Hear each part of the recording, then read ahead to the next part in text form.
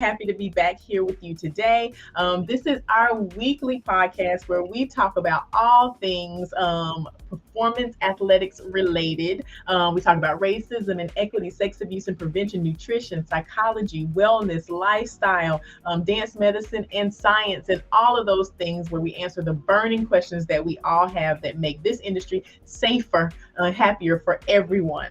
Our goal is to make safer spaces for our performance athletes, and we've been doing it for 3 years now. This is our last show of this season. This is our last show of this season. We're going on hiatus and getting ready for season 4. So we're super excited to have our guest Marie Morgan here with us today to talk about what is brain health and how does it play a role in youth performance athletics. This is I'm going to say new topic, even though the brain is not a new topic, but making the connection between brain health and performance and just optimal living is definitely a new topic for people in the industry. I think we just lost Marie. Oh, she's back. There we go. She's back. She's back. I am Melissa McDaniel Grisham with Turning Point Dance Creations, and I'm here with my amazing co-host, Bree Zabrowski from Apollo Performance. And without further ado, I would love for Bree to introduce our guest. Yeah, we're so excited to welcome Marie. Marie is a Franco-American linguist, writer, and educator. She translates and conducts research in 12 languages, ancient and modern, and spent a decade conducting graduate research at the University of Oxford in the United Kingdom. After a lifetime of neurological complications, Marie completed a certification in brain health education with the Amen Clinics in 2018. She currently owns a brain health consultancy to promote brain healthy lifestyle and education, and is writing her first book. Marie, it is such a pleasure to meet you and to have you with us for the very first time on Beyond the Steps. Welcome.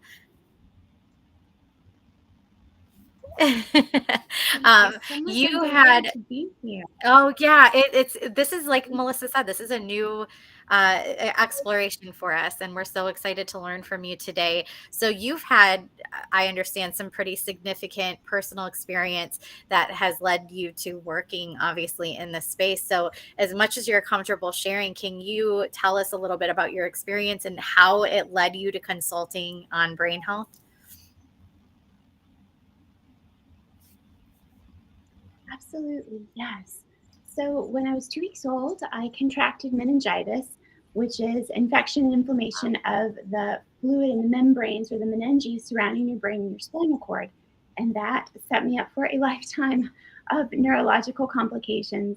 They're called complex migraines, and that really doesn't mean very much except that you have a lifetime of migraines and then it manifests in other side issues.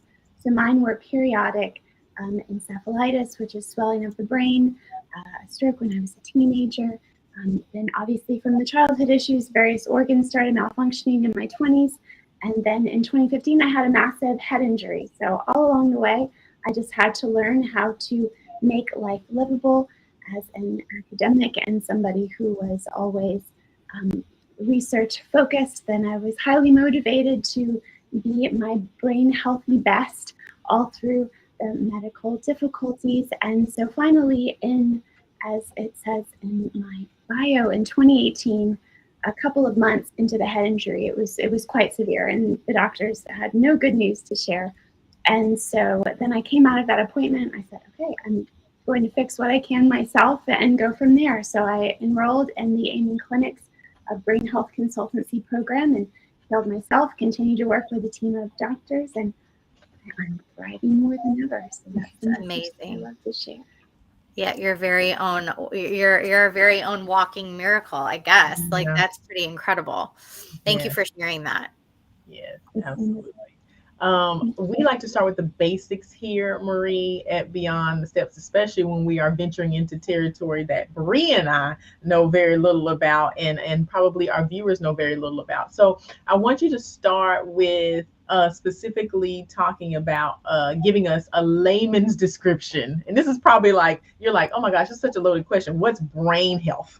What is brain health, and what does it mean? Absolutely. That's a fantastic question. So brain health addresses functionality across several areas. I'll list 4 primary ones with which people will be most familiar and can recognize most easily in their lives and the lives of their loved ones. The first is cognition. So how well can you remember, think, or learn? The second is mobility and motor skills. How well can you make and control movements? And as you all know better than everybody, balance certainly is a huge component of that. Then there's emotion. How well can you interpret and respond to enjoyable and unenjoyable emotions? And then the fourth one that is, again, most easily identifiable is tactile function. So how well can you feel and respond to tactile sensations such as pain, temperature, and pressure? So if all of those things are running smoothly, then your brain is healthy. Okay, so here we go, tangent. So you just named these 4 things, and I can honestly say I probably don't know anybody where all 4 of those things are running optimally. And I'm going through the list of people in my brain. I'm like, yep, nope, not checking that box. And I know I'm missing probably a good 2 to 2.5 of the 4 myself. So is the goal, I mean, I guess the goal is to be 100% optimal in all 4 areas, but is that actually really an attainable goal? Absolutely. And I will say too that what is most rewarding about studying brain sciences in modern times is that things are fixable and we have answers and everyday solutions that we can see, with which we can see results within several weeks right away. So however, I mean, and as we've said, I'm living testament to the fact that you can live through severe episodes and recover from those. But if you just want to get better, you can do it all the time. Start right now and start to see a difference. Wow. So I know that we have seen on these a lot of ads on social media and on TV, this neuroplasticity. You should play these brain games and you should work on your neuroplasticity. And a lot of times it's focused toward older people. And I'm like, well, I can't play half these games that are out there. And I would definitely not be in that demographic. But is neuroplasticity related to brain health? Is my first question. And if they are those terms interchangeable?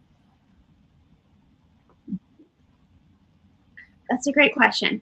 So first, neuroplasticity, and frankly, the term is misused often because I think the easiest synonym, certainly understandable in the dance community, is the term flexibility. What does it mean if you say that I'm flexible? Can I bend over and touch my toes without bending my knees? Am I flexible because if you change the schedule last minute, I'm okay with that? Flexibility is a broad term that needs specificity to have true meaning. And the same is with neuroplasticity. So at base, it is our nervous system's ability to change activity on any level in response to stimuli by reorganizing. And so to dial out a little bit further, the nervous system is CENTCOM, originating in our brain. It controls movement, thoughts, automatic responses to the world around us, as well as other processes such as digestion, puberty, and breathing. And so those nerve cells, those neurons, the building blocks, they are what change and adjust when we are discussing neuroplasticity. So the ability for any nerve cells to change and adjust based upon various stimuli. So, what are some lifestyle factors that contribute to brain health, like in just our normal existence in the day-to-day world? I mean, is it silly to say like pollution affects brain health, or your anything about your environment or the people you surround yourself with? How does that work?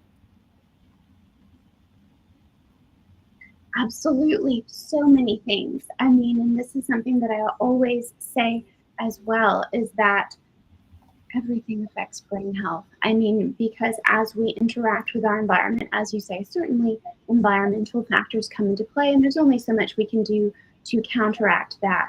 But there are a lot of choices, autonomous choices that we can make, such as movement, I mean, oxygenation through blood flow, cross-body movement. Dance is one of the brain healthiest activities in which we can engage our entire life. When you're talking about young people developing motor skills all the way to longevity, octogenarians and nonagenarians in these modern times trying to maintain a healthy lifestyle, then a dance-based movement is incredibly beneficial. As you said, eating habits, I mean, food allergies and sensitivities, those can cause brain fog or any other number of side effects that affect our brain's functionality. So identify what your young people are allergic to or what you are. And when you find those trigger points, it's astounding how your quality of life improves. So two very basic things: sleep hygiene. I mean, that seems quite basic, and it also seems hard to do, but when you see the difference it makes in your children and in you, and people need more than 8 hours sometimes. I mean, not all of us can just get by on 8 hours. So find what works right for you and your family and make those decisions.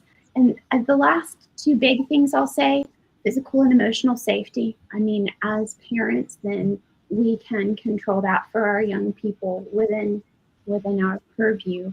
And then healthy social interactions and engagement are also crucial for cerebral health throughout life. Yeah, and that makes sense. If you're just joining, we're chatting with Marie Morgan today about the role of brain health and the role of brain health in the development of youth performance athletes. There we go. This is something that we've never explored here on Beyond the Steps. This is Beyond the Steps. We're going to talk about all the issues that are affecting performance athletes today, from racism, gender inequity, sex abuse and prevention, nutrition, psychology, dance medicine, and science. We cover it all. I'm Bree Zabrowski, and I'm here with Melissa McDaniel Grisham. And again, we're chatting with Marie Morgan today. I want to go into the next segment and talk about what are the warning signs or symptoms that indicate a decline in brain health, whether that be in youth or adults for that matter. Are they different? So, I mean, as you say, depending on the developmental scale, sometimes they're more obvious than others. And truthfully, so many of us, because we have not identified some of these basic things, such as nutritional choices, or we don't move enough in the day, or we don't recognize that we need those fulfilling relationships to have optimal brain health, then there are things that can go undetected for a long time. Simply not feeling well, not being able to remember where we put something or why we left a room. I mean, those indicators. But then when you're working with young people, things such as difficulties with language learning and development and reading, vision and hearing impairment, abnormal delayed movement milestones, for everybody, difficulty sleeping, headaches and stomach aches. More and more material is becoming available for the gut-brain connection. They're closely intertwined because of the nervous system. If your young people are frequently, or if you are frequently angry or irritable, take a look at that. Once you start to eliminate possibilities, so as I said, food sensitivity, good enough sleep, if everybody is getting proper nutrition, and there's not bullying going on at school, if you've ruled out all of those things for which you can control, and there are still some outliers that swings in appetite, concentration difficulties, then go to your doctor, share your concerns, and then you can start looking at what some of those options are. Mm-hmm. I do have two questions. So one question is, when you start seeing some of these things that you're describing are very common, they don't happen every day, but we all experience them from one time to another, forgetting where we put our keys, or, we're just overly stressed or whatever. But if you're seeing consistent signs of decline, especially in young people, is there a way to improve that? Like, is it, once it starts declining, is it declining forever, or is it, there's a way to improve? Does it get better or get worse all the time? Absolutely. That's a fantastic question. And now we can say neurogenesis can happen throughout life. Synaptogenesis, certainly. So generating neural connectors. And then, I mean, when it is not typical for brain cells to die, certainly not before an 80-year-old lifespan. So something is happening to trigger that. And that's why once you've ruled out all the baseline environmental, nutritional, emotional needs, and then you go to your physicians to start choosing and eliminating larger things. I mean, epilepsy, malformations, cancer, things nobody wants to think about. But once you've eliminated those things, then absolutely through consistent practice of supplementation, meditation, any of those other brain healthy extras for supreme cerebral health, then absolutely you can change the outcome.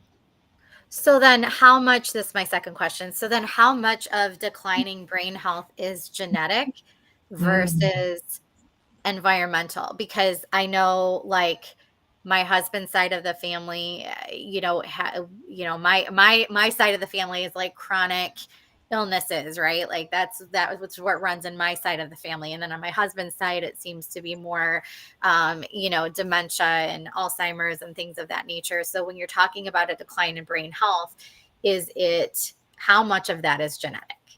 And then how much of it can you fight? And then when do genetics come into play? Like obviously with youth, it's a lot harder to see those things when they're younger. At what point is that really a factor? Mm-hmm. That's another great question. In fact, Melissa and I were just having this conversation at lunch the other day. So what we have learned, again, within the past several decades of, longevity science, full stop, but certainly pertinent to brain health, is that we have the option through lifestyle choices, nutritional, movement-based, other factors that we've already discussed and can continue to do so. We can choose whether or not we turn on those specific genetic markers in our body. So we do not necessarily, it's going to take more work than it would for the layperson who does not have the predisposition, but it's absolutely possible. And so when you make excellent choices, focus on full bodily health, brain health, then you do not have to give into what's affected your family for decades. Okay. Yeah, absolutely. And I think that, people are like, oh, it's in my family. And yes, there are, trust me, I know there are things in everyone's family that are passed down. And when Marie and I were talking, like when we did go to lunch a week ago or so, we were talking about the connection between what happens during gestation in the mother's body and how those hormones and things are passed on to the child during brain development. So yes, you do come with predisposition, and yes, you can turn those markers on and off, but you can also, if you have those markers have been turned on, you can also do things to help manage what is happening in your body now that those genetic markers have been turned on. So discuss the role, Marie, of nutrition, because we already talked about the brain gut connection, and that is huge. Marie, let me tell you, everyone out there, Marie is like the nutrition. She knows everything that's in any label. She knows exactly what's made of. She is an organic only. Well, and the reality is, like, what we've learned is that food is medicine, right? Like food is medicine, and it's something that we really, I think, undervalue in this country as far like we just don't, maybe we know it, but it's one of those things that we know, but we do things in spite of it, right? Like we know better, we just don't always do better. But the reality is it's been shown over and over and over that like what we're consuming and putting in our bodies can have a drastic effect on disease and chronic illness. And Marie would love for you to weigh in on that.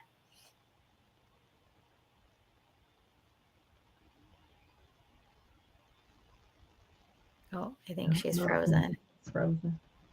Okay, there, she's back. Okay. I can hear you now. Did you hear my question? For the past minute and a half, it's been totally silent. Oh no.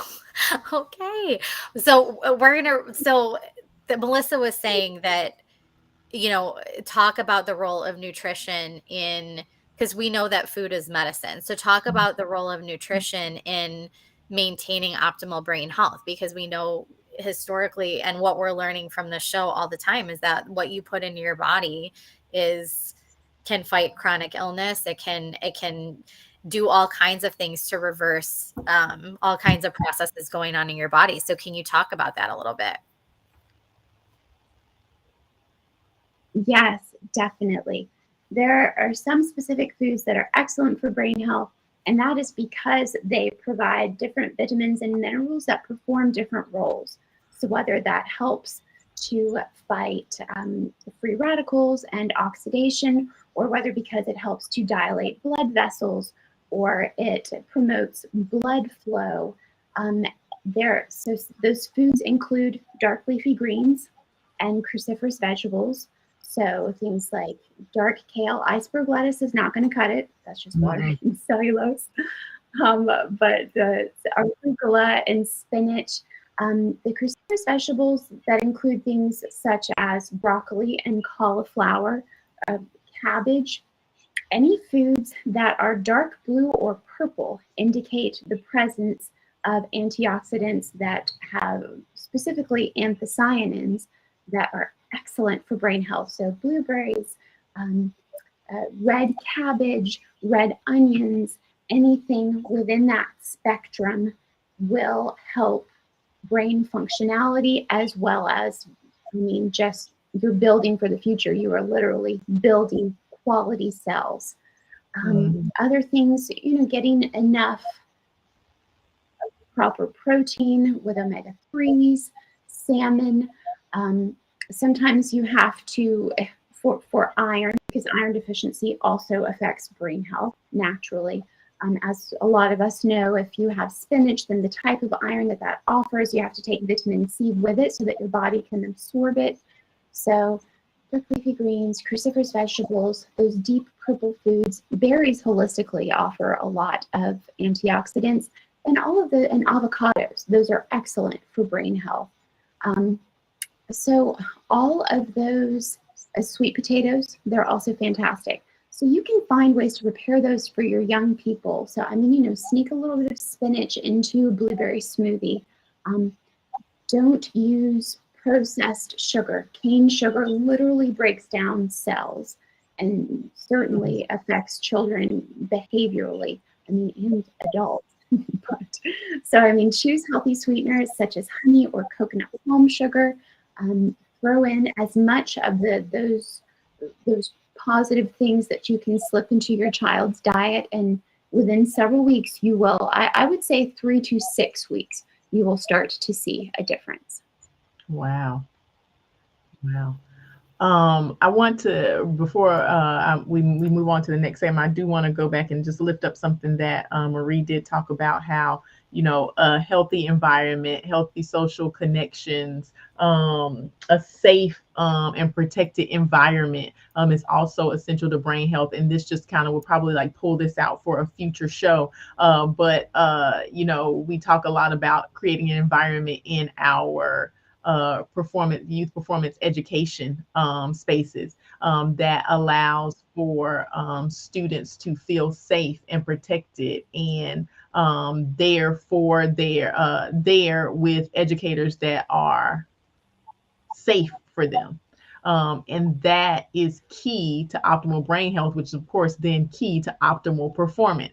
Like I said, that's probably a future show that we can pull out there. But I did want to make that connection to just some of the past shows that we've done here on Beyond the Steps. This is Beyond the Steps, and we do still have a good amount of show left. But if you do want to watch the show from the beginning, you can find the full episode on YouTube at TP Dance Creations or at Apollo Performance, and on Facebook as well. Please like, share, subscribe so you know when we have future episodes. Make sure that this episode is shared among your friends and colleagues, because this is a new topic and it's one that's extremely important, and we're learning a great deal from Marie today.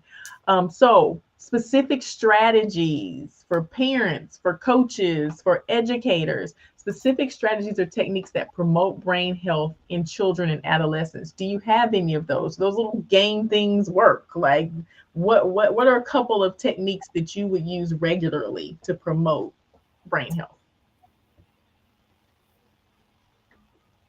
Absolutely. I mean, I think the most important thing, and again, what I love so much about the fact that this is a dance-centered podcast, is movement, movement, movement. I mean, get your young people moving and have them put down the phone, have them connect with reality, because not only are we then generating proteins that construct neural connectors, but also building emotional resilience and strength, a key component. And I love what you just said too about the safety issue. When children do not feel safe, it triggers the most primitive portions of our brain, and the higher order tasks, those portions. Uh-oh. We keep losing Marie. Yeah, for those just joining, this is Beyond the Steps. I'm Bree Zabrowski with Melissa McDaniel, and this is the podcast where we talk about all things related to performance athletes and how to help performance athletes, from nutrition, psychology, racism, gender and equity, sex abuse and prevention, and of course, dance, medicine, and science. We're chatting with Marie Morgan today about the role of brain health on the development of our youth performance athletes. And Marie, we're having a little bit of connectivity issues today, but Marie was just talking about specific stages or strategies and techniques to promote brain health in children and adolescents. So Marie, go ahead and continue. Okay. So sorry, we're having connectivity difficulties. You're good. You're good. But so as I said, okay. So as I said previously, movement, absolutely. A crucial component of lifelong brain health is meaningful interaction with others. And part of that is because not only do we generate happy chemicals, which obviously do good things for our brain, but also because novelty is an essential component for the generation of the chemicals that help us to produce neural connectors or synapses.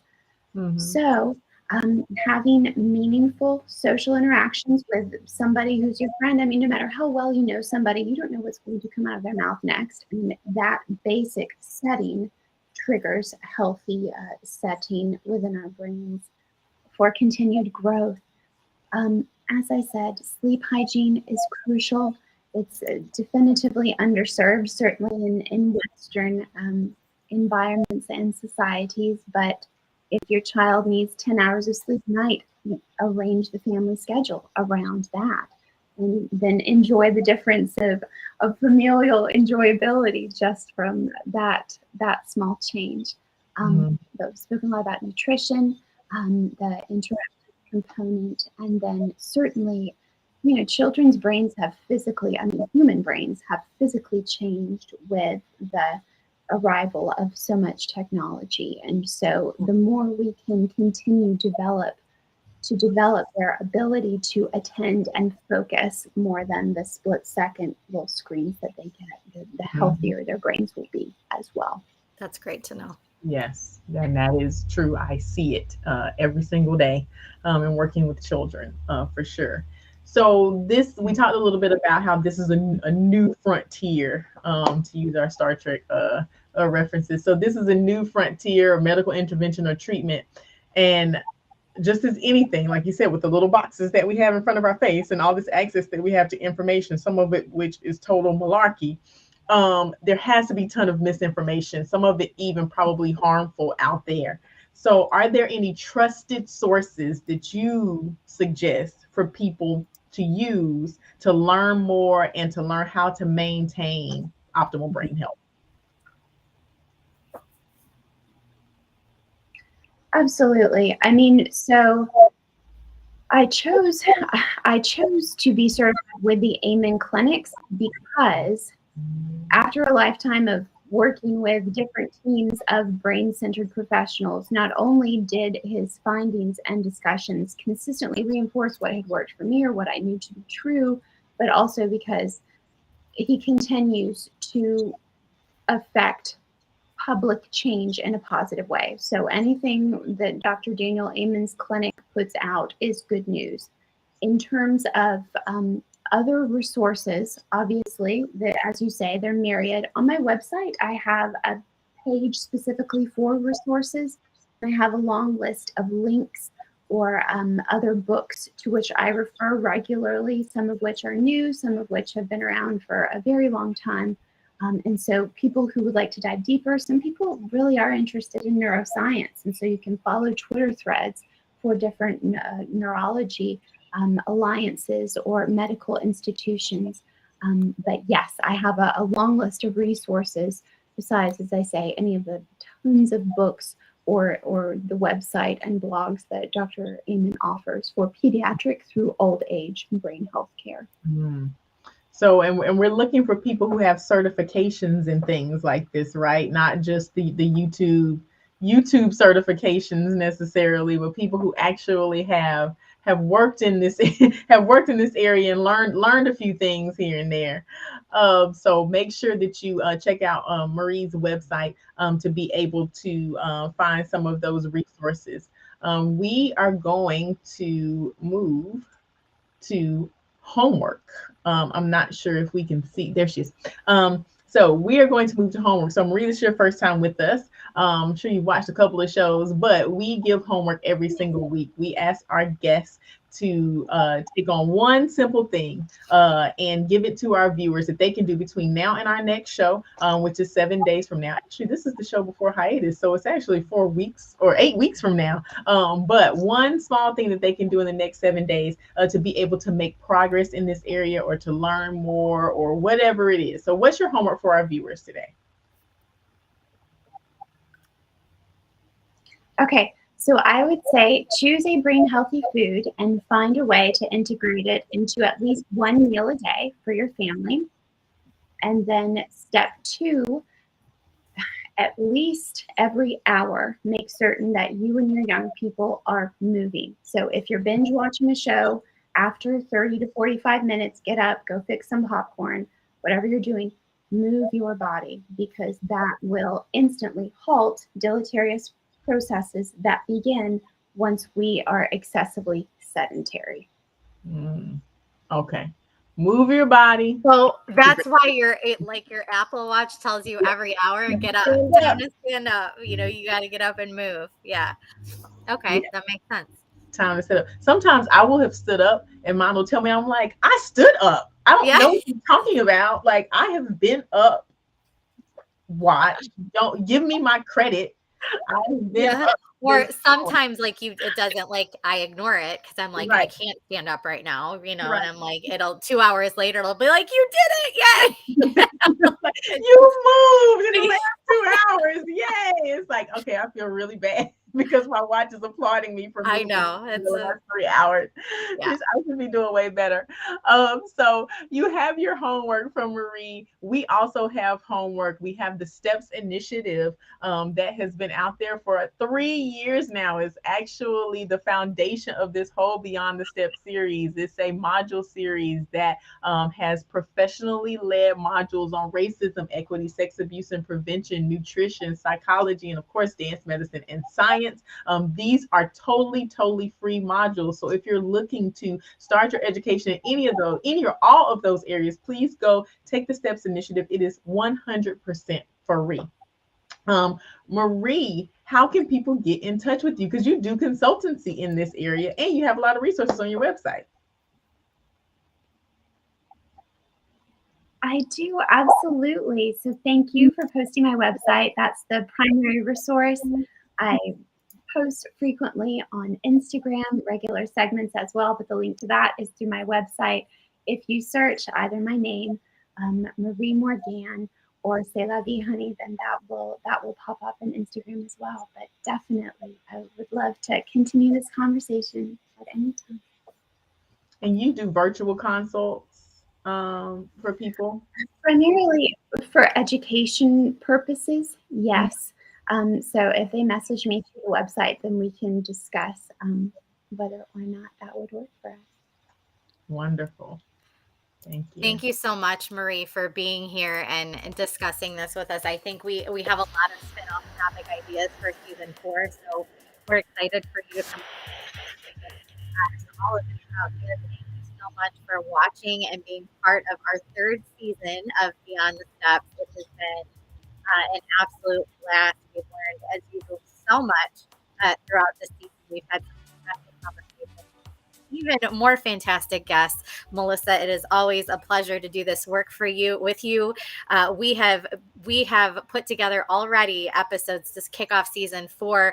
We're excited to come back bigger and better than ever. That podcast is coming. The Beyond the Steps podcast is coming. If we could ever get our life together and stop making things so chaotic, we will get it out. We are going to get it out. It is coming. So stay tuned for that. And we hope you join us next season. In the meantime, you have lots of homework from season 13 that you can be working on and putting into practice.